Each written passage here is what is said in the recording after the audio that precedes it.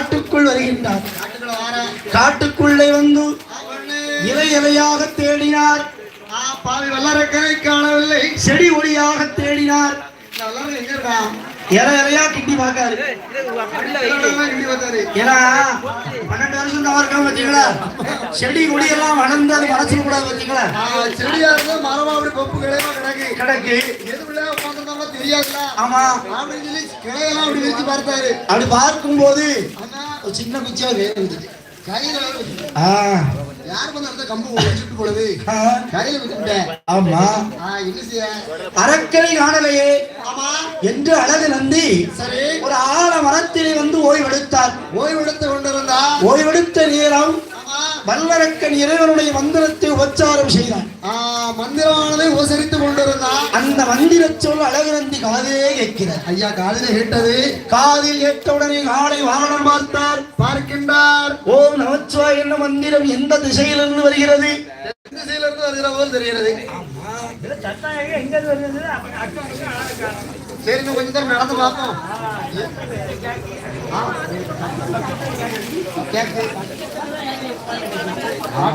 என்று அந்த ஓசை வரும் திசையை நோக்கி நடந்து வருகிறார். வர வர அந்த மந்திர சொல் அதிகமான ஓசையில் கேட்கிறது.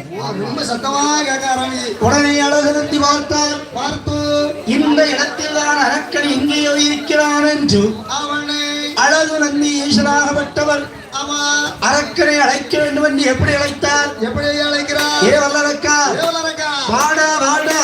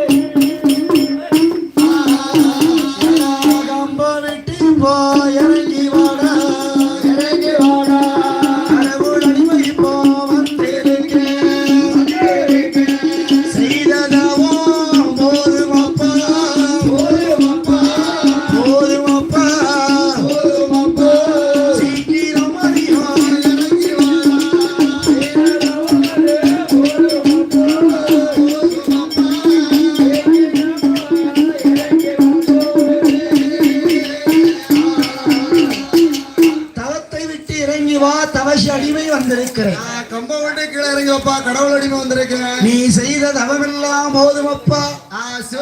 தூதன் வந்திருக்கிறேனப்பா, சீக்கிரமாய் இறங்கி வாடா இறங்கி வாரியா இப்படி என்று வல்லரக்கனை அழகு நந்தி அழைத்தார். அழைக்கிறார். அழகு நந்தி அழைக்கும் சத்தத்தை அரக்கன் காதிலே கேட்டு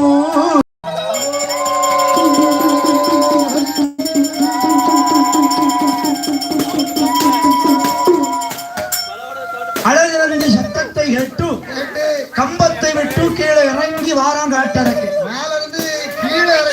கீழே இறங்கி காட்டரக்கன் வந்து அழகு நந்தி நமஸ்காரம் செய்தார். அப்படி சுற்றி வந்து உடனே சொன்னார் அழகு நந்தி, வல்லரக்கா வல்லரக்கா பகவான் நான் இல்லப்பா, வரவெடுக்க வந்த பகவான் நீங்க இல்லையா? நான் கிடையாது. கையை போட்டு வணங்குறேன். கையை போட்டு கால்கிட்ட தீர்க்கணும்.